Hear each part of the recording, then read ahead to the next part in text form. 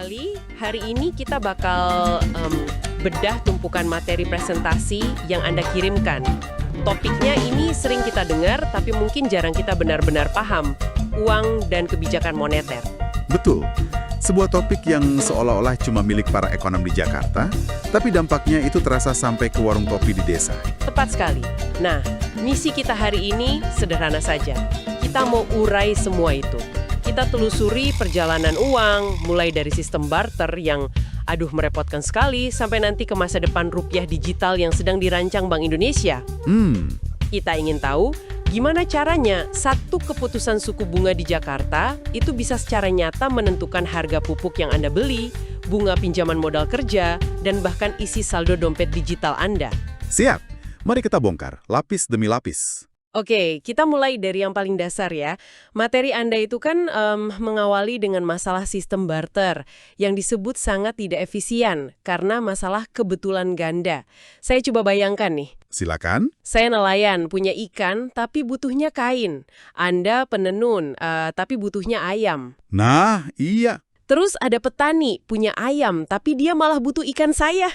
Jadi kita muter-muter aja gitu kan, tidak ada transaksi yang bisa terjadi. Persis. Terjebak dalam lingkaran buntu istilahnya. Nah, disinilah uang datang sebagai pahlawan. Uang itu secara jenius memisahkan dua tindakan, menjual dan membeli. Anda, si nelayan, jual saja ikan Anda ke siapapun, dapat uang. Oke. Lalu dengan uang itu, baru datangi si penenun untuk beli kain. Selesai. Lingkaran buntu tadi langsung pecah. Efisiensi ini yang kemudian memungkinkan ekonomi jadi lebih kompleks ya, orang bisa spesialisasi. Tepat. Rantai pasok modern yang kita kenal sekarang, itu mustahil ada tanpa uang. Mustahil. Ini juga mengklarifikasi kebingungan yang sering terjadi yang juga disorot di materi Anda soal perbedaan antara uang, kekayaan, dan pendapatan. Sering kali kita anggap sama semua. Padahal sangat berbeda. Gini, uang itu aset yang paling cair. Paling siap pakai. Uang di dompet atau saldo rekening? Betul, yang bisa langsung dipakai bayar kopi via QRS. Kalau kekayaan, itu total aset Anda. Rumah, tanah, ternak, dikurangi utang. Sifatnya tidak liquid. Nggak bisa bayar belanjaan pakai secuil sertifikat tanah, kan? Hah, persis. Sementara pendapatan itu aliran pemasukan dalam periode tertentu. Misalnya hasil panen per musim. Ketiganya nyambung, tapi fungsinya beda. Masuk akal. Nah, materinya kan merinci 4 fungsi krusial uang. Pertama, jelas, alat tukar. Kedua, satuan hitung. Jadi harga gabah itu Rp5.000, bukan 3 butir telur. Ketiga, penyimpan delay. Dan keempat, standar pembayaran tertunda. Dari keempat ini, mana yang menurut Anda paling rentan sekarang? Pertanyaan yang sangat bagus. Saya rasa fungsi sebagai penyimpan nilai itu yang paling dapat tantangan. Kenapa itu? Inflasi. Inflasi itu kan pelan-pelan tapi pasti mengerogoti daya beli uang. Uang 100.000 yang Anda simpan di bawah bantal hari ini, daya belinya nggak akan sama lagi tahun depan. Makanya orang cari cara lain, simpan dalam bentuk emas, properti, atau aset lain. Dan evolusi uang itu sendiri, dari emas ke uang fiat yang kita pakai sekarang, sampai uang elektronik, itu sepertinya upaya terus-menerus biar fungsi-fungsi ini tetap jalan ya? Tepat. Setiap evolusi itu jawaban atas kebutuhan zaman. Emas repot dibawa, lahir uang kertas. Transaksi besar, butuh yang praktis, lahir transfer bank. Sekarang kita butuh kecepatan instan, hadirlah QRS. Oke, ini membawa kita ke pertanyaan besar berikutnya. Dari mana semua uang ini berasal? Materi Anda membahas jumlah uang beredar M0, M1, dan M2. Terdengar teknis, tapi intinya apa sih? Intinya itu, cara Bank Indonesia mengukur seberapa basah atau liquid perekonomian kita. M1 itu, anggap saja uang yang paling siap dibelanjakan. Tunai di tangan kita semua, plus saldo giro. M2 cakupannya lebih luas.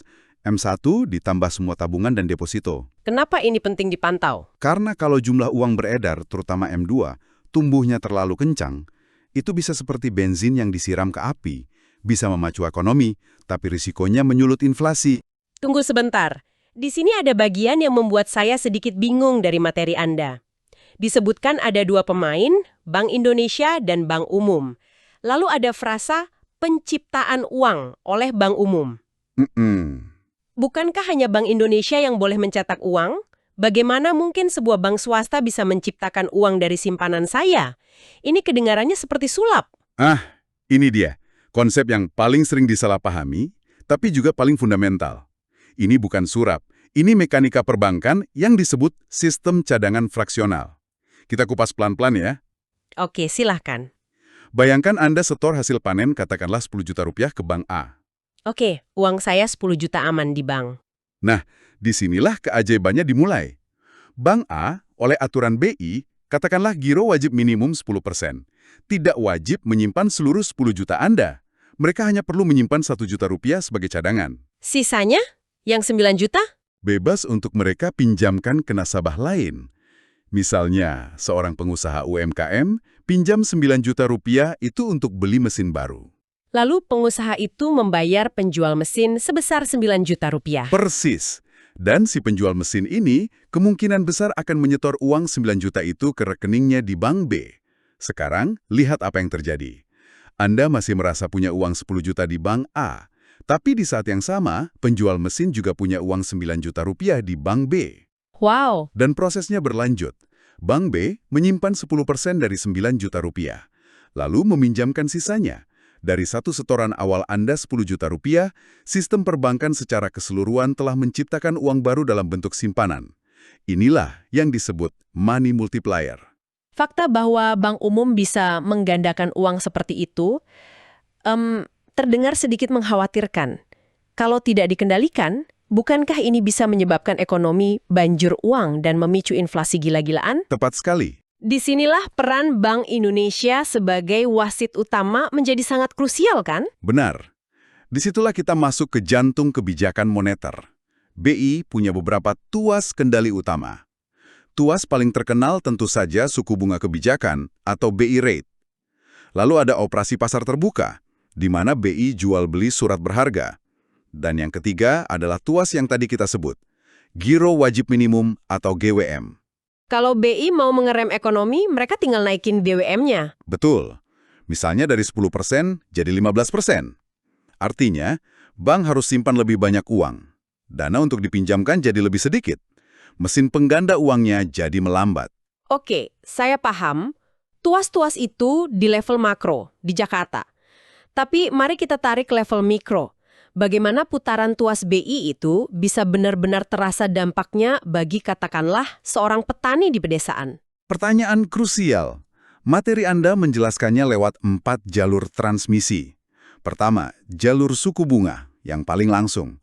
Saat BI rate turun, idealnya bank ikut menurunkan suku bunga kreditnya.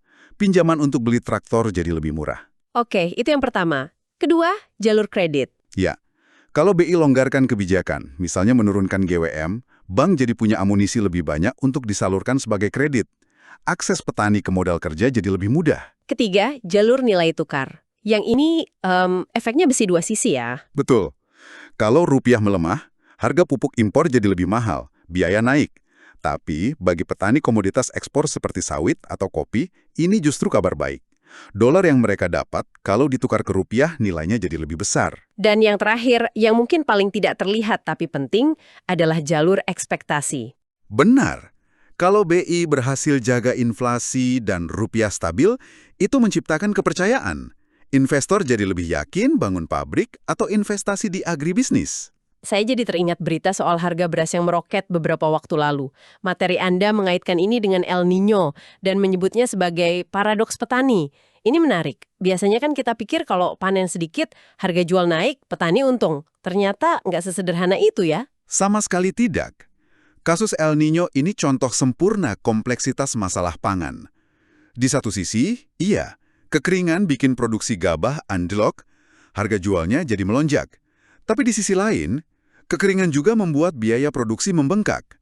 Petani harus keluar biaya ekstra untuk pompa air, sementara harga pupuk juga ikut naik. Jadi pendapatan dari harga jual yang tinggi itu bisa jadi habis terkikis oleh biaya produksi yang meroket. Tepat. Inilah paradoksnya. Ini menunjukkan bahwa menyalahkan BI sendirian saat harga pangan naik itu tidak adil. Sangat tidak adil. Kasus ini bukti inflasi pangan itu bukan semata-mata masalah moneter. Ini butuh kerja keroyokan. BI jaga stabilitas nilai tukar, tapi di saat yang sama, Kementan harus jaga produksi, Kemendak urus distribusi, Bulog stabilisasi harga. Tanpa koordinasi itu kebijakan moneter BI jadi tumpul ya. Betul sekali. Berbicara soal hubungan uang dan harga, ada satu teori klasik yang sering sekali dikutip. Teori kuantitas uang dengan rumus terkenalnya MV sama dengan PT. Banyak yang menyederhanakannya jadi kalau mau kendalikan inflasi, ya kendalikan saja jumlah uang beredar. Apa sesederhana itu? Persamaan Fisher yang legendaris. Gini, logikanya kalau V, kecepatan uang, dan T, volume transaksi dianggap stabil, maka kenaikan jumlah uang M akan langsung menyebabkan kenaikan harga P. Tapi materi Anda memberikan beberapa catatan kritis. Kayaknya di dunia nyata nggak semurus itu ya. Tepat. Ada asumsi yang goyah. Pertama, asumsi V, kecepatan, itu konstan. Ini sudah tidak relevan lagi. Dengan QRIS dan mobile banking, uang muternya cepat sekali ya. Persis. Kecepatan uang jadi sangat fluktuatif. Kedua, asumsi T, output, itu juga nggak selalu benar. Saat resesi, menyuntikkan uang justru bisa mendorong produksi, jadi yang naik T, bukan cuma P. Dan yang paling relevan untuk kita di Indonesia. Seperti kasus El Nino tadi, inflasi kita seringkali dipicu oleh guncangan dari sisi pasokan, supply shock. Gagal panen, logistik terhambat, harga energi global naik, itu semua faktor non-moneter. Oke, ini membawa kita ke segmen terakhir dan mungkin yang paling membuat penasaran, masa depan uang. Materi Anda menyebut ada pergeseran paradigma dari melihat uang sebagai alat tukar menjadi infrastruktur informasi. Maksudnya apa itu? Artinya, fungsi utama uang di masa depan itu bukan lagi sekedar kertas atau koin, tapi sebagai protokol digital yang mencatat dan menukar nilai. Ini membuka pintu ke konsep-konsep seperti tokenisasi.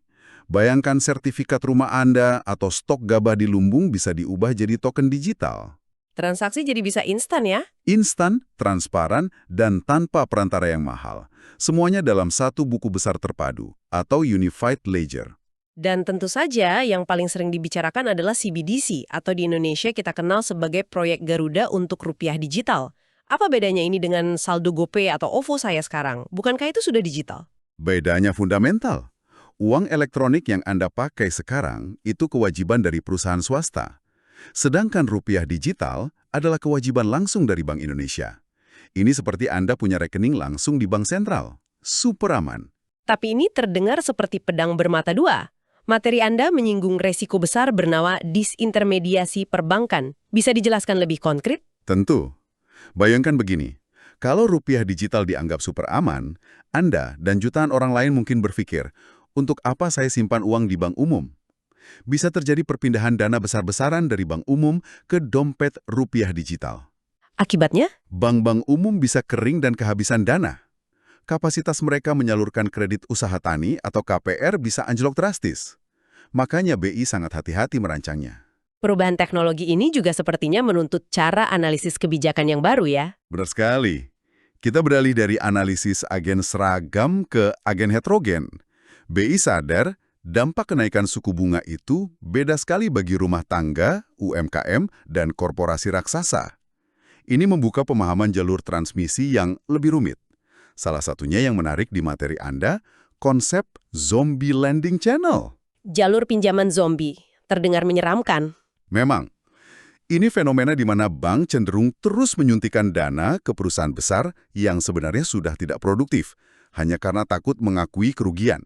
Akibatnya, kredit tidak pernah sampai ke UMKM inovatif yang justru sangat sehat dan butuh modal untuk tumbuh. Alokasi modalnya jadi macet dan salah sasaran. Persis. Dan semua kompleksitas internal ini terjadi di tengah panggung global yang juga penuh gejolak.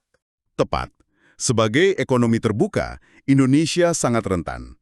Makanya, IMF memperkenalkan Integrated Policy Framework atau EPF. Anggap saja ini sebagai pisau tentara Swiss bagi pembuat kebijakan. Kerangka ini membantu mengkoordinasikan 4 instrumen, moneter, fiskal, nilai tukar, dan makroprudensial secara terpadu untuk membangun benteng pertahanan ekonomi. Sebuah pembahasan yang sangat padat. Jadi, jika kita harus merangkum intinya untuk Anda, apa saja poin utamanya? Pertama, uang itu bukan sekadar alat, tapi infrastruktur fundamental ekonomi. Kedua, Jumlah uang yang beredar itu hasil interaksi dinamis antara BI, Bank Umum tempat Anda menabung, dan kita semua. Ketiga, kebijakan moneter BI itu bukan konsep abstrak. Dampaknya sampai ke biaya kredit Anda. Keempat, masalah harga pangan itu kompleks, butuh kerja keroyokan, tidak bisa diselesaikan hanya oleh BI. Dan kelima, kita sedang diambang revolusi. Masa depan uang adalah digital. Ini akan mengubah lanskap keuangan secara fundamental. Membawa peluang efisiensi sekaligus risiko baru yang harus kita kelola bersama. Dari barter hingga tokenisasi, sebuah perjalanan yang luar biasa. Sebelum kita selesai, materi Anda tadi kan menyinggung soal meluasnya digitalisasi pembayaran. Ini memunculkan satu pertanyaan penutup yang penting untuk Anda renungkan. Seiring teknologi seperti QRIS dan dompet digital semakin merasuk hingga ke pelosok pedesaan, apakah ini akan menjadi lompatan besar yang benar-benar mendorong efisiensi dan inklusi keuangan bagi para petani? Ataukah ini justru berisiko menciptakan sebuah kesenjangan digital baru, memisahkan mereka yang melek teknologi dengan yang tertinggal, sebuah tantangan yang harus kita antisipasi dan carikan solusinya sejak dini?